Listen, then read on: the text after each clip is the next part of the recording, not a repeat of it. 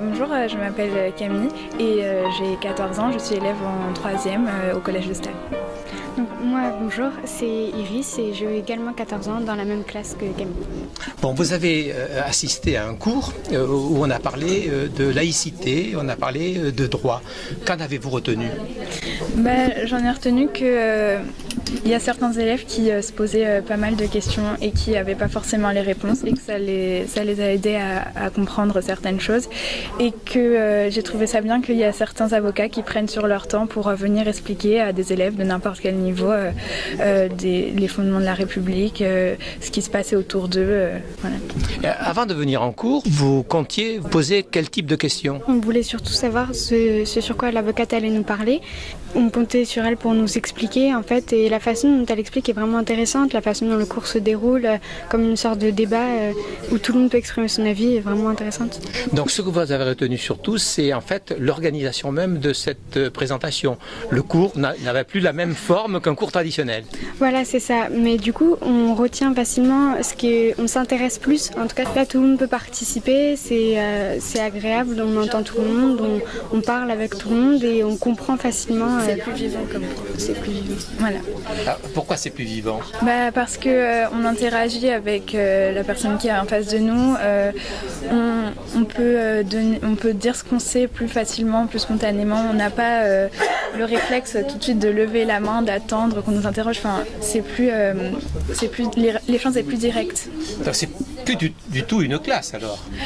Si, on garde toujours notre discipline, mais on se sent plus prêt à parler, on est plus ouvert en fait. Donc le débat c'est extrêmement intéressant, ça permet de mieux s'apprendre? Oui, voilà, c'est ça. Et en plus la façon dont expliquait l'avocate était vraiment accessible à tous, même s'il y avait des mots plus compliqués. Elle prenait bien le temps de nous les expliquer, de nous expliquer tout comment ça se passait en fait. Et dans le droit, la laïcité, ce que c'était vraiment. Alors, si on devait définir la laïcité, qu'est-ce que vous en retiendriez? La laïcité, pour moi, c'est le fait de laisser la religion avec sa famille et quand on vient à l'école, enfin l'école c'est un exemple, qu'on oublie cette religion, la mettre de côté juste pour éviter de se faire discriminer par exemple. Et de distinguer notre vie privée chez soi et notre vie de citoyen dans la société de tous les jours. Et les deux mots qui ont été utilisés et définis par l'avocate, vous en souvenez? Je me rappelle de discrimination. Alors? La discrimination, j'ai compris que c'était un délit qui qui accentuait les différences des autres par rapport à un caractère qui peut être la couleur, l'origine ou même la religion. Ou les mœurs de tous les jours. Mœurs, voilà. En fait, ça concerne plein de choses. On peut discriminer les gens sur tout n'importe quoi, mais c'est quelque chose qu'on n'a pas le droit de faire parce que chacun a le droit d'être ce qu'il est, d'exprimer son avis, de vivre sa vie comme il le souhaite. Et donc la liberté d'expression, c'est quoi pour vous alors?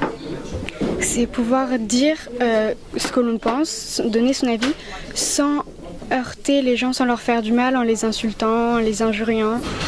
Sans être dans le délit, sans dépasser les limites qui sont fixées par la loi, c'est-à-dire c'est ce qu'elle vient de dire, injurier les gens, la calomnie, la diffamation.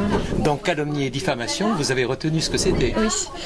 C'est dire des choses fausses publiquement sur des gens. Blesser surtout les gens dans leur honneur en fait. Merci beaucoup. De rien. Merci à vous.